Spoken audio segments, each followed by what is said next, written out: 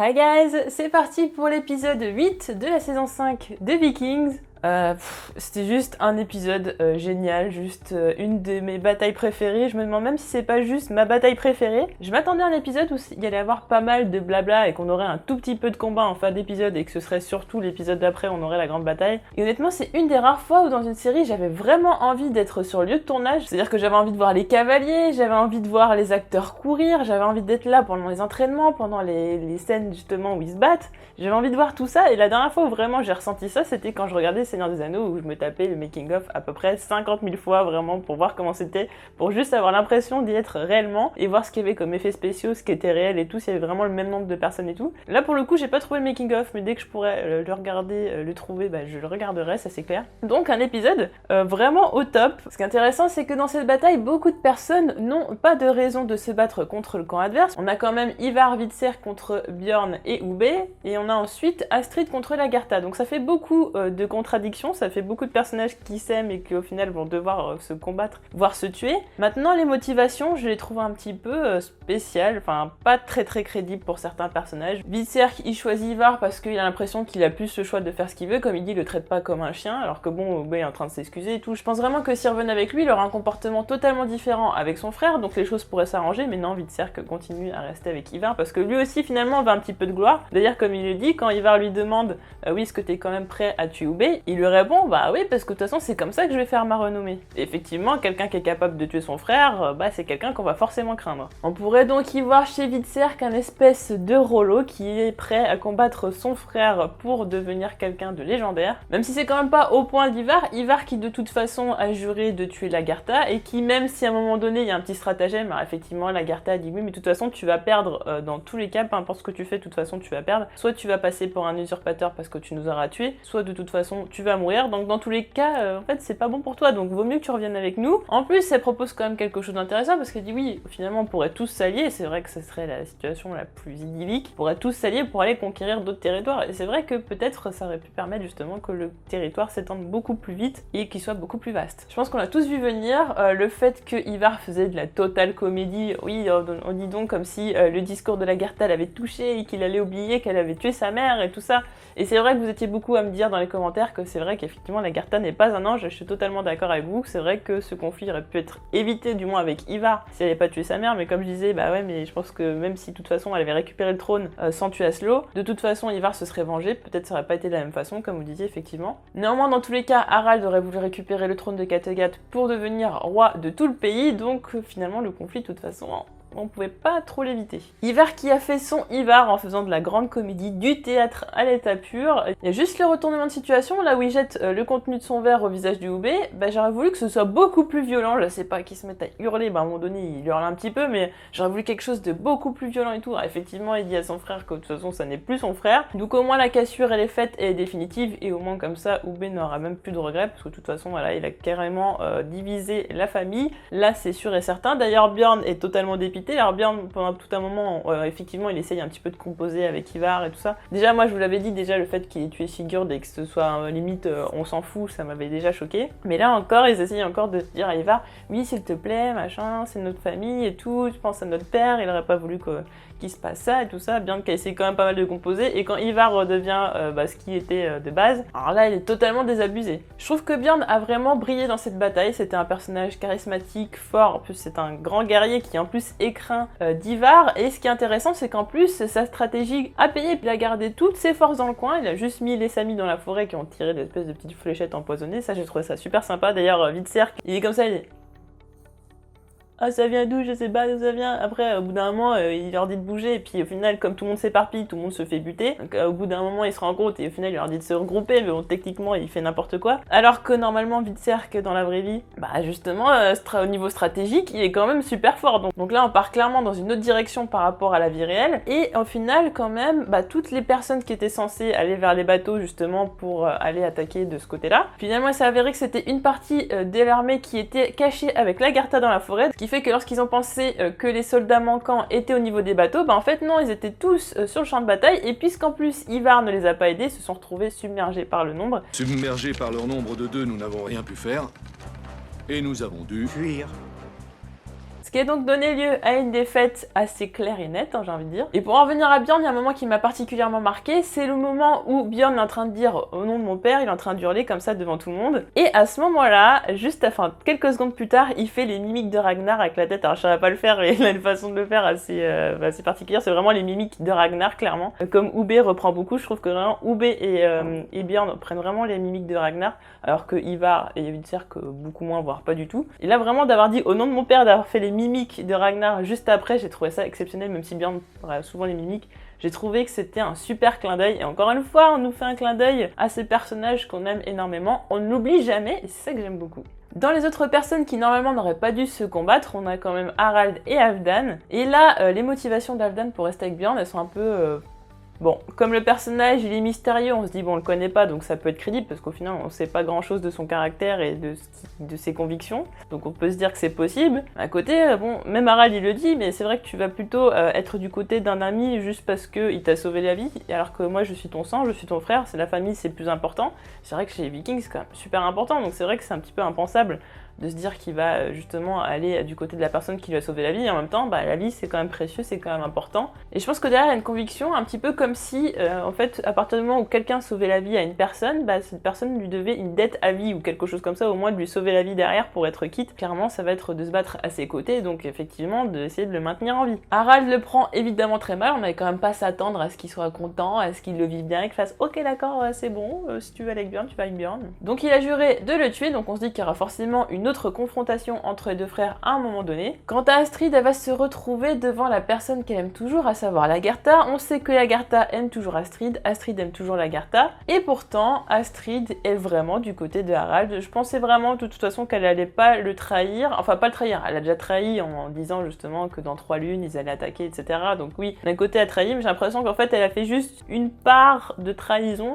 elle a juste donné un petit élément pour aider Lagertha sans pour autant faire en sorte qu'elle gagne la guerre complètement ou quoi que ce soit. En tout cas, Harald la traite très très bien, il l'appelle mon amour. Enfin, on voyait déjà depuis l'épisode d'avant qu'il était déjà très amoureux, et là de dire oui mais non, de toute façon tu vas pas rester sur le champ de bataille, Ivar il va t'emmener, et de toute façon tu vas aller plus loin parce que j'ai pas envie que tu meurs, même quand au début il était pas trop pour qu'elle aille sur le champ de bataille parce qu'elle voulait pas qu'elle perde son enfant, parce qu'on se rappelle quand même de Lagertha qui avait combattu et qui avait perdu son enfant justement. Donc Harald est au petit soin pour elle, et je pense qu'elle en est très reconnaissante, et en même temps voilà, c'est vrai qu'elle en voulait à Lagertha, parce que au moment où elle a dit oui de toute façon je suis mariée avec Harald et tout, bon Lagertha ce qui m'étonne c'est qu'elle soit pas au courant, parce que je pense que le chasseur de baleines de toute façon lui a dit, et vraiment le moment où elle dit voilà je suis mariée à Harald et tout, maintenant ouais c'est comme ça, ça fait vraiment j'ai encore de la rancœur envers toi, t'as pas su me considérer à ma juste valeur, t'as pas su me laisser une chance d'avoir plus de place dans ta vie. Enfin bon, ça fait peut-être psychologie féminine à 2 balles, mais moi de ce que j'ai compris, Astrid voulait avoir plus d'importance dans la vie de Lagertha, et surtout elle voulait pas que Lagertha se marie avec un homme, peu importe que ce soit pour garder son royaume ou autre, alors que les ambitions de Lagertha étaient quand même de garder son royaume, il y avait quand même tout un tas de choses à faire pour conserver son pouvoir et justement éviter les menaces extérieures, donc Astrid comprenait pas trop ça, parce qu'elle était un petit peu loin du pouvoir et tout en étant sa conseillère et sa plus proche amie et amante. C'est vrai qu'elle était pas vraiment dans ce truc de pouvoir et tout, alors que Lagertha avait quand même un sacré fardeau à porter et des sacrées responsabilités, et que du coup ça a peut-être éloigné les deux femmes, et finalement je pense que Astrid a un petit peu sa revanche, et en même temps elle l'aime toujours. Quand à un moment donné elle se retourne, elle la regarde, elles se regardent toutes les deux, et puis on a Harald qui regarde comme ça, il se dit bon elle doit toujours être amoureuse d'elle et tout, mais sur le moment il en veut pas. Je pense que par la suite peut-être il va essayer de lui en reparler. Et ce qui est assez étonnant, c'est que lorsque Astrid est avec Ivar, elle a vraiment envie d'aller aider Harald et son armée, alors que Ivar la retient. Je pensais plutôt que ce serait l'inverse, que Ivar il dirait faut y aller, et puis qu'Astrid dirait non faut attendre encore. En fait non, c'était tout l'inverse, j'étais super surprise. Et Ivar, je me dis, au final il a dû se dire bon bah moi s'il se fait décimer avec son armée et tout, enfin une partie de son armée, bah au moins après je récupère le reste de son armée, puis au moins il n'y a plus de galère, le jour où je reprends le trône de Kattegat, j'ai même pas à faire des complots et tout pour le dégager, au moins comme ça c'est fait. Au milieu de cette bataille, on a quand même quelqu'un qui est là, mais on se dit mais qu'est-ce qu'il fait là, enfin tout le monde est en train de se dire ça, c'est Aemond qui vient donc d'Angleterre, hein, qui arrive là à combattre des Vikings parmi les Vikings. Il y a un moment qui est super marquant, c'est le moment où les deux camps sont l'un en face de l'autre, et là on a Haemon qui est en train de prier et tout, il est à genoux alors que tout le monde est debout et tout, il y a le mec comme ça avec son épée en train de prier. Du coup il y a pas mal de décalage et tout, et on se rend compte quand même que Ivar apprécie énormément Haemon parce qu'il s'inquiète vraiment pour lui et tout, et vraiment à chaque fois il le défend, à chaque fois que quelqu'un essaie de lui lancer une petite pique et tout, quand même il le défend. Il lui rend même son épée alors qu'il disait oui, de toute façon ça va être l'épée d'Ivar et tout ça, il lui rend son épée pour qu'il puisse combattre parce que voilà, je pense que c'est un petit peu, voilà, c'est un petit peu comme Excalibur, enfin voilà, il fallait vraiment qu'il y ait la personne plus l'épée légendaire parce que sinon s'il y a quelqu'un d'autre qui a l'épée légendaire ça marche pas, ça va être quelque chose un petit peu comme ça. Il le voit avec tellement d'admiration que du coup, voilà, pour lui c'est un personnage, c'est une légende, c'est quelque chose, voilà, il faut pas casser le mythe, voilà, Haemon c'est un mythe, il faut pas casser le mythe, donc si dans le mythe il y a l'épée, donc il lui rend son épée. Et on va arriver au gros bémol de cet épisode, c'est que tout simplement, alors je m'attendais pas du tout à ce que Haemon se retrouve dans les mains de Lagartha, alors là c'était surprise totale. L'idée est très bonne, très intéressante justement par rapport à un autre point dont je vais parler dans la partie spoiler. Le délire c'est que quand Lagartha est en train de vérifier si les gens sont en vie ou blessés ou s'ils sont morts, quand elle arrive à Haemon, donc effectivement elle voit l'épée et tout ça, bah oui parce que oh là là, Ivar avait rendu l'épée, voilà tout simplement, mais c'est bien sûr, quelle coïncidence. Bon, un genre de truc qui m'énerve, mais c'est surtout après, c'est lorsque Lagartha vérifie effectivement s'il est mort ou pas, elle voit que finalement il est vivant, la Bjorn veut le tuer, et là elle lui fait non non ne tue pas, et là quand il demande pourquoi, elle fait bah je sais pas, c'est les dieux qui vont dire, c'est eux qui ont sûrement une raison, donc on va pas le tuer. Et en fait, t'as envie de répondre, non, non, non, c'était juste une facilité scénaristique, je veux dire. À aucun moment on justifie un truc qu'on n'a pas envie de justifier soi-même en disant, mais attendez, non, c'est les dieux qui ont décidé, donc voilà, moi je sais pas pourquoi je fais ça, c'est juste les dieux ils m'ont dit que... Non, je veux dire, au bout d'un moment, ça marche une fois, deux fois, trois fois, enfin plusieurs fois dans Viking, dans les 5 saisons, il y a déjà eu des choses comme ça. Mais autant là, ça m'a jamais autant choqué. C'est juste vous aviez la flemme de trouver une idée, de trouver une raison pour laquelle il se retrouverait dans les mains de Lagartha, et c'est tout en fait. Il n'y a pas juste de raison, il n'y a pas de dieu, je sais pas quoi, il n'y a pas de non, c'est son instinct ou je sais pas. Non, c'est juste pas explicable. Je veux dire, en général, il voit un signe, je sais pas, elle aurait vu un corbeau, elle aurait vu, je sais pas, n'importe quel signe, je sais pas, n'importe quoi, mais peu importe. Là, j'aurais compris, mais là, il n'y avait pas de signe, parce que juste parce qu'elle a vu son épée, et que c'était une épée de chrétien, bah, ça veut rien dire, je veux dire, bon. Alors après, ce que je pense par contre, c'est effectivement, on peut se demander, bah, qu'est-ce qui va se passer pour Haemon, donc je trouve ça intéressant qu'il arrive dans les mains de Lagartha. Et là, je vous mets un spoiler, donc là, je vous mettrai un petit timecode. Je pense qu'il tombe dans les mains de Lagartha, tout simplement pour se rapprocher de Bjorn, puisque Bjorn est connu dans la vraie vie pour être tolérant avec les chrétiens. Ça veut dire qu'il va même laisser certains de ses compagnons vikings se convertir au christianisme, donc je pense que justement, il y aurait peut-être une interaction entre les deux personnages. Alors effectivement, vous allez me dire, mais Bjorn il a connu Athelstan, donc si vraiment il voulait peut-être se convertir, ou peut-être s'il avait changé ses idées, ça serait, on l'aurait déjà vu, bah peut-être que finalement, en grandissant, en ayant vu d'autres choses du monde et tout, il peut peut-être s'ouvrir encore plus à d'autres choses. De toute façon, c'est ce qui s'est passé. Et là, justement, le fait qu'il ait mûri, il rencontre Haemon avec qui il aurait des discussions et tout ça, et ce serait grâce à lui qu'il arriverait justement à s'ouvrir un petit peu plus, à être un peu plus tolérant avec les autres religions, dont le christianisme. Je pense également que Lagartha va un petit peu parler d'Athelstan à Haemon en lui disant bah, que finalement Athelstan il a très bien vécu avec eux, qu'ils ont même vécu dans la même maison, qu'il a même gardé leurs enfants, qu'au final il a bien vécu parmi les Vikings au point de remettre en cause sa foi. Je trouvais ça intéressant, sachant que Egbert n'a jamais eu de discussion avec Haemon, donc du coup il a jamais pu lui parler d'Athelstan. Ivar était trop jeune pour se rappeler d'Athelstan, voire je sais même plus s'il était né d'ailleurs. Donc au final, Haemon ne connaît pas l'existence de cette personne qui effectivement était chrétienne, qui après s'est convertie à la religion des Vikings, et qui après est revenue vers le christianisme. Et là je trouverais intéressant justement de voir ses réactions, de se dire mais comment c'est possible, qu'est-ce qui a pu lui passer par la tête et tout. Et en plus Lagartha quand même lui a sauvé la vie à Haemon, puisqu'ils vont quand même le sauver, le guérir de ses blessures. En plus, Ivar, lui aussi, l'avait quand même sauvé, c'est-à-dire il aurait très bien pu le laisser mourir parmi les autres Saxons, il lui a sauvé la vie. Donc ça fait 2 Vikings qui lui sauvent la vie, peut-être même que les chrétiens n'en auraient pas fait autant et ne seraient même pas pris la peine d'essayer de le sauver. Peut-être va-t-il remettre en question pas mal de choses et se dire mais finalement c'est pas rien, ils sont peut-être pas si méchants, et peut-être que je devrais essayer de tolérer le fait qu'ils aient une autre religion que moi. Niveau mise en scène, c'était juste génial, c'est vraiment super réaliste et tout. Alors effectivement, il y avait pas non plus, c'était pas hyper gore comme ça peut vraiment l'être dans la vie réelle, mais il y avait 2-3 petits trucs gore. Les bras là du mec qui pend comme ça, enfin juste on voit l'os et puis enfin l'os coupé et puis il y a la peau qui pend et tout, enfin je sais pas, c'était waouh. C'est spécial. Il y avait la nana qui se fait complètement exploser le dos avec un bouclier, elle est en train de souffrir et tout, je fais bon voilà. Puis alors le coup de massue dans le front là qui vient s'éclater dans le front.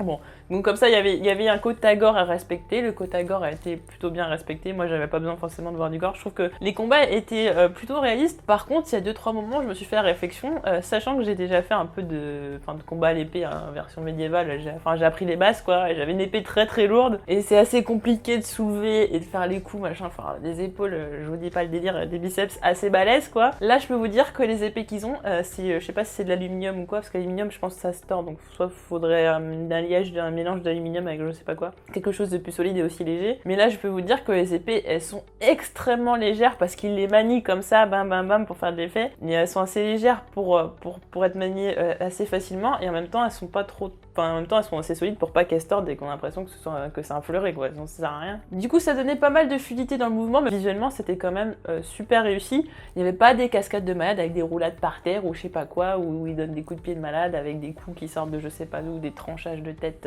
à tir larigot, ce genre de choses auxquelles je pouvais à la limite m'attendre. C'était réaliste. Moi, ce que j'ai aimé, c'est vraiment visuellement, il y avait pas mal de choses qui étaient symétriques, voilà, quand on les voyait vraiment. Et souvent, on avait Ube Vidserk, Iva Bjorn, Harald, Halfdan, donc c'était vraiment très symétrique et c'était super intéressant. J'ai trouvé vraiment que toutes ces scènes-là, moi, elles me donnaient des frissons, et même en parlant, ça me donne des frissons, peut-être parce que je suis en t-shirt et ça caille. Vraiment, les confrontations entre les deux, vraiment, c'était face à face et c'était vraiment, on l'a bien ressenti. Je pense vraiment que c'est ma scène de bataille préférée. Il y a le moment aussi avec les porte-drapeaux, alors je sais pas trop comment on appelle ça. Vous savez, cette espèce de drapeau en longueur comme ça, où à un moment, il les baisse comme ça et tout, et il recule parce que justement, tout le monde commence à sortir son épée et tout. J'ai trouvé ça super joli, on aurait dit une chorégraphie et tout. Visuellement, c'était juste dingue, quoi. Visuellement, j'ai rien à dire. En plus, je suis contente de retrouver tout le monde en costume de combat. La Gartha, voilà, qui est plus avec ses petites robes et tout, tranquille, elle a pris un bain tous les jours. Non, là, elle est en tenue de guerrière et tout. C'est ça que j'aime voir, tout le monde en guerrier, en mode grosse confrontation. Là, c'est la fin du monde. Vraiment, c'est au-delà de mes espérances. On va retourner en Angleterre et donc on retrouve Alfred qui a une discussion avec Judith. Oh mon dieu, Judith a une scène de plus de 3 secondes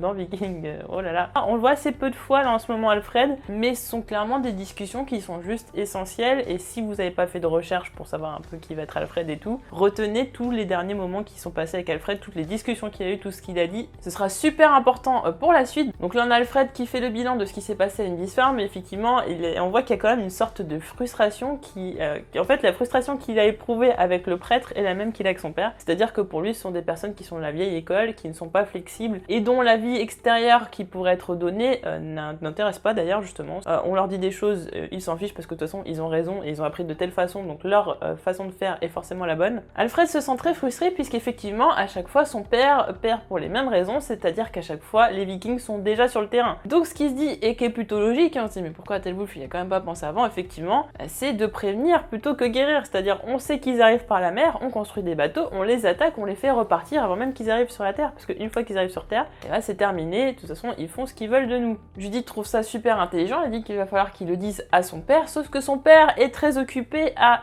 former son fils en tant que guerrier et futur roi, puisque ce sera Athelred qui va succéder à Athelwulf. Donc Alfred tout logiquement se dit que de toute façon il n'aura pas le temps d'écouter de toute façon ce qu'il va lui dire, sachant qu'il est censé être beaucoup plus du côté de la religion que vers la stratégie militaire, donc forcément Athelwulf va dire mais non, de toute façon ça c'est même pas ton rôle à toi, de toute façon ce serait à la limite celui de ton frère, mais de toute façon il est pas encore roi, donc toi c'est même pas la peine que tu m'en parles. Je pense quand même qu'Athelwulf est pas vraiment comme ça, je pense qu'il pourrait l'écouter et effectivement je vous verrais bien quelque chose comme il l'écouterait, ça fonctionnerait, et ça pourrait créer une rivalité entre les deux frères, puisque déjà on sent que Alfred est frustré justement parce que son père s'occupe plus de son frère qu'autre chose. D'ailleurs il dit c'est même pas mon père et tout, donc on voit qu'il est quand même sacrément énervé. Et d'ailleurs il a une façon de parler qui est quand même assez insolente, hein. On voit que plus ça va et puis plus il commence à mûrir et puis il tient un ton qui est quand même super insolent, mais ça j'aime beaucoup. Et moi pour le coup j'aime beaucoup Alfred, j'aime beaucoup ce personnage et je trouve qu'il va gagner vraiment en intérêt. Vraiment je vois déjà les prémices de comment ça va être, je trouve ça super intéressant. Et à côté on a Athelred qui pourrait se dire mais oui mais au final s'il donne des bons conseils et tout, je peux vite être un futur roi qui sera pas du tout crédible. Donc ça peut créer des tensions et moi j'ai hâte de voir ça par la suite, surtout que effectivement Alfred a absolument raison.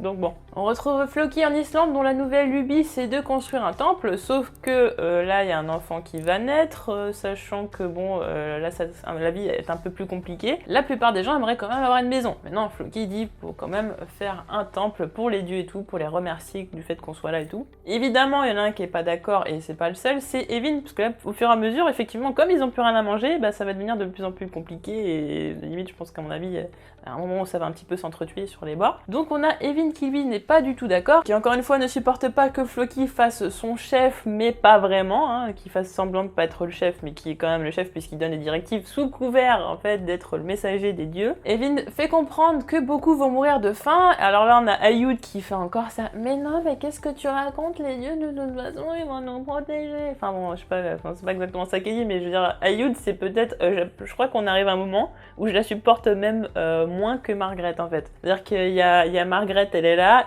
Ayud elle est juste là en fait. Voilà, des fois, suivant les épisodes, ça bouge un peu. Mais là, Ayud, j'en peux plus. Déjà, je trouve que l'actrice, elle surjoue déjà de malade. Déjà que je trouve que déjà le rôle qu'elle a de base est pas super chiant et tout. Alors là, si en plus elle surjoue, je peux plus en fait. Là, c'est clairement ce personnage, je pense que je vais pas l'aimer plus. D'ailleurs, je suspecte peut-être par la suite que Floki tombe amoureux d'Ayud, justement, voyant qu'elle est toujours en train de le défendre, en plus qu'elle est pure et tout ça, que c'est vraiment quelqu'un qui a un grand cœur. Donc ça peut peut-être lui faire penser à Helga. Potentiellement, on va tomber amoureux d'elle et puis bon, le père serait pas quand même super content. Et d'ailleurs, on va en revenir au père, donc Edge. Elle s'appelle Flatnose dans la série. Flatnose qui va se retrouver en confrontation avec Evin, et donc là on sent que ça va se bastonner assez sévère si ça continue comme ça. Surtout que Evin le suspecte de lécher les bottes de Floki, donc s'il dit lécher les bottes, ça veut dire que de toute façon il reste toujours dans son idée que Floki est un leader, et que du coup quand on lèche les bottes de quelqu'un, c'est parce que la personne est au-dessus de nous, et qu'on veut des choses de cette personne. Donc là clairement il est en train d'induire que de toute façon Floki c'est le leader, c'est le chef, et c'est déjà fait en fait, c'est déjà comme ça. Evin et sa famille vont donc se mettre à l'écart et pas participer à la construction du temple, donc ce qui veut dire que ça va créer forcément d'autres conflits. D'ailleurs Ayud dit ah pauvre Floki et tout, pourquoi il a ramené ce genre de personnes sur l'île. Ouais, il savait pas de toute façon de base, mais on a le père qui regarde de façon un petit peu bizarre. Alors est-ce que c'est il se dit que sa fille est en train de tomber amoureuse de Floki? Bon, je pense pas, mais en tout cas je pense qu'il est en train de se dire va peut-être falloir y remédier. Finalement peut-être que si on n'a pas de nourriture et tout, s'il y a rien qui pousse pour le moment, c'est peut-être parce que finalement il y a des personnes qui ont corrompu la terre et qui sont pas bonnes ou quelque chose comme ça. Enfin, je pars dans des délires, mais c'est vrai que souvent c'est un truc comme ça, que du coup ils ont tellement des mauvaises ondes et des mauvaises énergies que du coup ils empêchent la terre d'être fertile. Je sais pas, mais je pense qu'on très clairement, il va vouloir se débarrasser d'Evin assez vite. Donc je pense qu'on peut s'attendre à ce que Flatnose soit le futur garde du corps de Floki quand les choses vont dégénérer. En tout cas, j'ai hâte de savoir comment Harald et Ivar vont réussir à s'échapper de là, parce que là, c'est clairement pas bon pour eux. Surtout que Harald va être dans une colère monumentale puisqu'il a écouté les conseils d'Ivar qui sont finalement avérés infructueux et justement qui ont causé leur perte. Donc je pense que ça va chauffer et j'ai hâte de savoir ce qui va se passer entre Lagertha et Haemon. Est-ce que Lagertha pourra avoir une romance avec Haemon? Bon, ça semble assez improbable, mais bon, on sait jamais avec Viking. N'hésitez pas à me dire en commentaire ce que vous avez pensé de cet épisode ô combien épique, j'ai envie de dire, et on se retrouve très vite pour d'autres vidéos. Salut!